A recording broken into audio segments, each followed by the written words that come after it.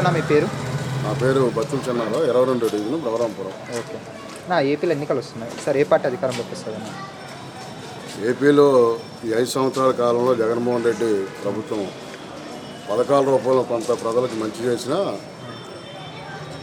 ప్రజలు స్వేచ్ఛగా తన హక్కుల్ని కాపాడుకోవటం కోసం, లేకపోతే కార్మికులు వాళ్ళ హక్కుల కోసం ధర్నాలు చేసినా, నిరసన వ్యక్తం చేసినా ఎటువంటి పరిస్థితులు కూడా సహించే పరిస్థితిలో జగన్మోహన్ రెడ్డి లేడు.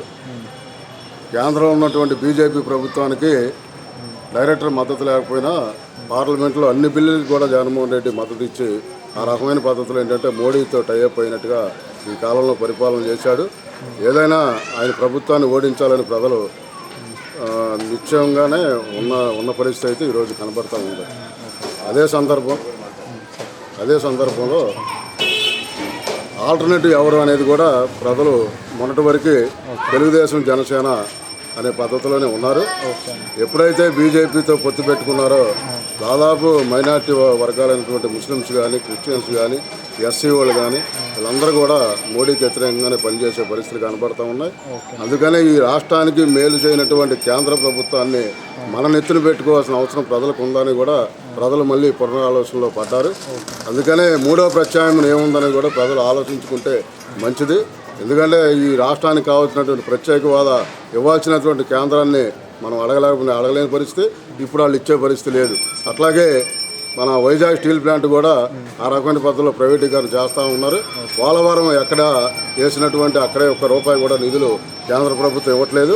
ఎందుకంటే నరేంద్ర మోడీ మన రాష్ట్రానికి చేసినటువంటి అన్యాయాన్ని తెలుగుదేశం, జనసేన భుజాన వేసుకొని వాళ్ళు నష్టపోయే పరిస్థితికి ఇవాళ ఎన్నికల కూటమికి వెళ్తూ ఉన్నారు. కాబట్టి ప్రత్యామ్నాయం ఏంటనేది ప్రజలు ఆలోచించుకుంటే మంచిదని మా అభిప్రాయం. మీకు ఎంపీ తెలుసా? ఇక్కడ మీకు కేసీఆర్ నాని గారు తెలుసా?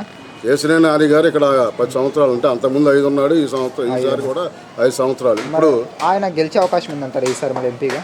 కేసీఆర్ నాని గారికి చెడ్డ పేరు అనేది ఏమీ లేదు, కానీ పార్టీలు మారటం మాత్రం జరిగింది.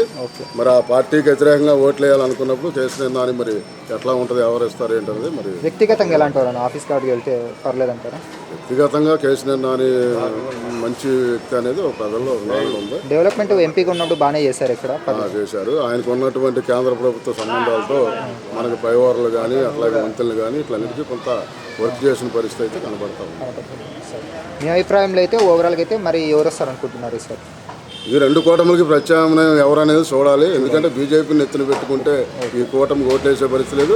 జగన్మోహన్ రెడ్డి మాత్రం తక్షణం ఓడిపోవాలనే పద్ధతిలో ప్రజలైతే ఒక నిర్ణయానికి వచ్చారు. మూడో కూటమి ఎట్లా ఉంటుంది ఏంటనేది దాన్ని చూసుకొని ఆల్టర్నేటివ్ ఎత్తుకోవటం మంచిదనేది నా అభిప్రాయం. థ్యాంక్స్ అన్న. Please like and subscribe eagle Andhra.